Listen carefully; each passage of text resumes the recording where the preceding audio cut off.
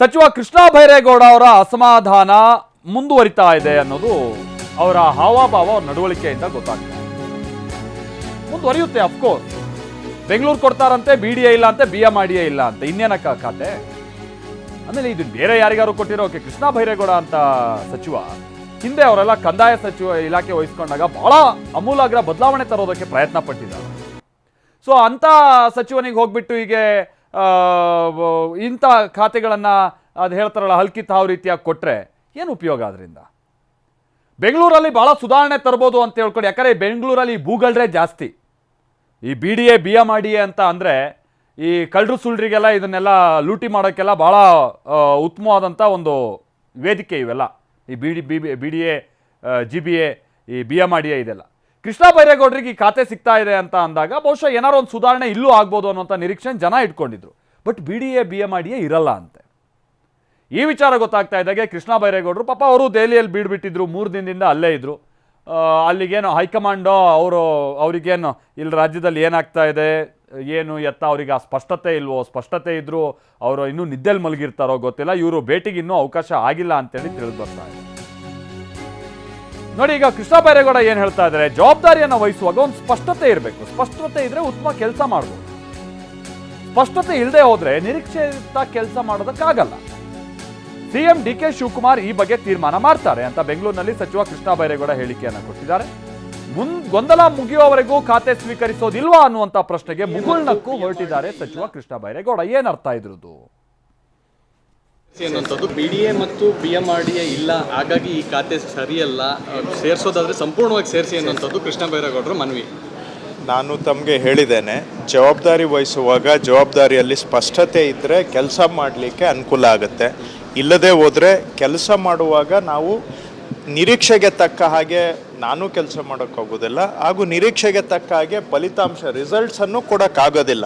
So ಹಾಗಾಗಿ ಆ ಜವಾಬ್ದಾರಿಯಲ್ಲಿ ಸ್ಪಷ್ಟತೆಯನ್ನು ಕೋರಿದ್ದೇನೆ. ಮುಖ್ಯಮಂತ್ರಿಗಳು ಕೂಡ ಇದರ ಬಗ್ಗೆ ನಾನು ಮಾತಾಡಿ ಒಂದು ತೀರ್ಮಾನ ಕೊಡ್ತೀನಿ ಅಂತ ಹೇಳಿದ್ದಾರೆ. ಸೊ ಮುಖ್ಯಮಂತ್ರಿಗಳ ತೀರ್ಮಾನ ನೋಡಿಕೊಂಡು ಮುಂದಿನ ಕೆಲಸವನ್ನು ಖಂಡಿತವಾಗಿ ಶೀಘ್ರವಾಗಿ ಅವರು ಇವತ್ತು ದೆಹಲಿಯಲ್ಲಿ ಕೂಡ ಸಾಕಷ್ಟು ನಾನು ಅವ್ರ ಜೊತೆಗೆ 1-2 ಸಭೆ ನಾನು ಅಟೆಂಡ್ ಮಾಡಿದ್ದೆ. ದೆಹಲಿಯಲ್ಲೂ ಕೂಡ ಸತತ ಸಭೆಗಳನ್ನು ಅವರು ಇಟ್ಕೊಂಡಿದ್ರು. ಇವತ್ತು ಎಲ್ಲ ಜಿಲ್ಲಾಧಿಕಾರಿಗಳು CO SP ಗಳ ಜೊತೆಗೆ ಇಟ್ಕೊಂಡಿದ್ದಾರೆ. ಇದು ಸ್ವಲ್ಪ ಈ ಜವಾಬ್ದಾರಿ ನಿರ್ವಹಣೆ ಜೊತೆಗೆ ತೀರ್ಮಾನ ಮಾಡ್ತೀನಿ ಅಂತ ಹೇಳಿದ್ದಾರೆ. ಸೊ ಖಂಡಿತವಾಗಿ ಮುಖ್ಯಮಂತ್ರಿಗಳು ಏನು ತೀರ್ಮಾನ ಮಾಡ್ತಾರೆ ಅದ್ರ ಮುಂದೆ ಮುಂದಿನ ಕೆಲಸ ಮಾಡ್ತಾರೆ.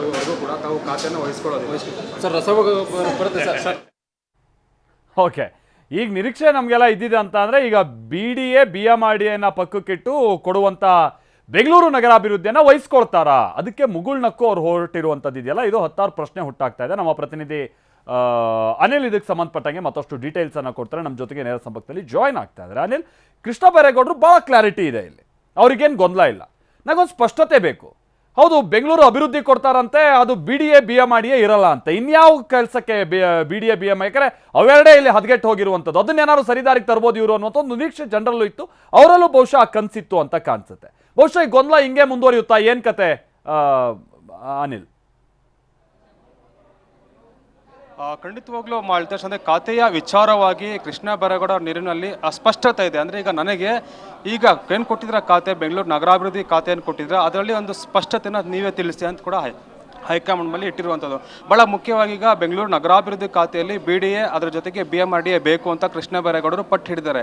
ಇದಕ್ಕಾಗಿಯೇ ಕೂಡ ದೆಹಲಿಯಲ್ಲಿ ಕೂಡ 3 ದಿನಗಳ ಕಾಲ ಬೀಡನ್ನು ಬಿಟ್ಟಿದ್ರು. ಜೊತೆಗೆ ಹೈಕಮಾಂಡ್ ನಾಯಕರನ್ನು ಕೂಡ ಭೇಟಿ ಮಾಡಿದ್ರು. ಇದಕ್ಕೆ ಸಂಬಂಧಪಟ್ಟಂತೆ ಸುದೀರ್ಘವಾದ ಚರ್ಚೆಯನ್ನು ಕೂಡ ನಡೆಸಿರುವಂಥದ್ದು. ಅಂದರೆ ಈಗ AICC ಪ್ರಧಾನ ಕಾರ್ಯದರ್ಶಿ ಆದಂತಹ KC ವೇಣುಗೋಪಾಲ್ ಅವರು ಮತ್ತು ಕಾಂಗ್ರೆಸ್ ರಾಜ್ಯ ಉಸ್ತುವಾರಿ ಆದಂತಹ ಸುರ್ಜೇವಾಲರನ್ನು ಕೂಡ ಭೇಟಿ ಮಾಡಿ ಇದ್ರ ಬಗ್ಗೆ ಸಂಪೂರ್ಣವಾದಂಥ ಮನವರಿಕೆಯನ್ನು ಕೂಡ ಮಾಡುವಂಥ ಪ್ರಯತ್ನವನ್ನು ಕೂಡ ಕೃಷ್ಣ ಬೈರೇಗೌಡ ಮಾಡಿರುವಂಥದ್ದು. ಬಹಳ ಮುಖ್ಯವಾಗಿ ಅವ್ರು ಏನು ಹೇಳ್ತಾರೆ ಅಂತಂದ್ರೆ, ಈಗ ಅಂದರೆ GBA ಚುನಾವಣೆ ಕೂಡ ಬರುತ್ತೆ, ಇದರ ದೃಷ್ಟಿಯನ್ನು ಇಟ್ಕೊಂಡು ಜೊತೆ ಕೂಡ ಬೆಂಗಳೂರನ್ನು ಕೂಡ ಸಮರ್ಪಕವಾಗಿ ಅಭಿವೃದ್ಧಿ ಮಾಡುವಂತಹ ನಿಟ್ಟಿನಲ್ಲೂ ಕೂಡ ಅಂದರೆ ಇದೆ ಒಂದು ಸ್ಪಷ್ಟತೆ ಬರಬೇಕಾಗುತ್ತೆ. ಒಂದು ಉತ್ತಮವಾದಂಥ ಫಲಿತಾಂಶ ನಿರೀಕ್ಷೆ ಮಾಡಬೇಕು ಅಂತಂದರೆ ಈ ಎರಡೂ ಏನಂತಿದೆ, BMRDA ಮತ್ತು BDA ಎರಡೂ ಕೂಡ ಇನ್ಕ್ಲೂಡ್ ಮಾಡಬೇಕು ಅನ್ನೋದು ಮಾತನ್ನು ಹೇಳ್ತಾ ಇದ್ದಾರೆ. ಹೀಗಾಗಿ ಸದ್ಯಕ್ಕೆ ಅವ್ರಿಗೆ ಕೇಳಿರುವಂತಹ ಆ ಒಂದು 2 ಡಿಮ್ಯಾಂಡ್ ಏನಿದೆ ಅದೆಲ್ಲ ಎರಡೂ ಕೂಡ ಸೇರಿಸುವಂತಹ ಹಿನ್ನೆಲೆಯಲ್ಲಿ ಸದ್ಯಕ್ಕೆ ಗೊಂದಲ ಕೂಡ ಸದ್ಯಕ್ಕೆ ಮುಂದುವರೆದಿದೆ.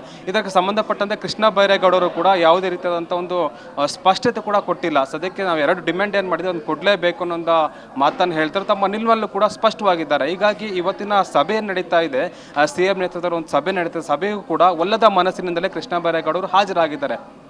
ಸದ್ಯಕ್ಕೆ CM ಅವರು ಕೂಡ ಒಂದು ಭರವಸೆನ ಕೂಡ ಕೊಟ್ಟಿದ್ದಾರೆ. ಆ ಭರವಸೆನ ಇಟ್ಕೊಂಡೇ ಕೃಷ್ಣ ಬೈರೇಗೌಡರು ಸಭೆಗೆ ಹಾಜರಾಗಿದ್ದಾರೆ. ಹೈಕಮಾಂಡ್ ಮೇಲೆ ವಿಶ್ವಾಸ ಕೂಡ ಇದೆ. ಹೀಗಾಗಿ ಮುಂದಿನ ದಿನಗಳಲ್ಲಿ ಕಾದು ನೋಡುವ ತಂತ್ರಕ್ಕೆ ಕೃಷ್ಣ ಬೈರೇಗೌಡರು ಮುಂದಾಗಿದ್ದಾರೆ. ಹೀಗಾಗಿ CM ಈಗ ಯಾವ ರೀತಿಯ ನಡೆಯನ್ನು ಅನುಸರಿಸ್ತಾರೆ ಮತ್ತು ಅವರು ಕೇಳಿದಂತಹ ಎರಡು ಪ್ರಮುಖ ಏನು ಪೋಸ್ಟ್ಗಳಿದೆ ಅದನ್ನು ಕೊಡ್ತಾ ಹೇಗೆ ಅನ್ನೋದು ಕೂಡ ತೀವ್ರ ಕುತೂಹಲ ಕೇಳಿಸಿರುವಂಥದ್ದು. ಸದ್ಯಕ್ಕೆ ಈಗ ಅಸಮಾಧಾನ ಮುಂದುವರೆದಿದೆ. ಒಂದು ಕಡೆ ರಾಮಲಿಂಗಾರೆಡ್ಡಿ ಅವರ ಅಸಮಾಧಾನ ಇತ್ತು, ಅದನ್ನು ಉಪಶಮನ ಮಾಡುವಲ್ಲಿ ಹೈಕಮಾಂಡ್ ಯಶಸ್ವಿ ಆಗಿದ್ರೆ, ಮತ್ತೊಂದು ಕಡೆ ಕೃಷ್ಣ ಬೈರೇಗೌಡರು ಸಮಾಧಾನ ಆದಂತೆ ರೀತಿ ಕಾಣ್ತಾ ಇಲ್ಲ. ಹೀಗಾಗಿ ಹೈಕಮಾಂಡ್ ಈ ಬಗ್ಗೆ ಯಾವ ರೀತಿಯ ಒಂದು ದಿಟ್ಟ ಹೆಜ್ಜೆ ಇಡುತ್ತೆ ಅನ್ನೋದು ಕೂಡ ಕಾದು ನೋಡಬೇಕಾಗಿರುವಂಥದ್ದು. Maltesh, thank you Anil.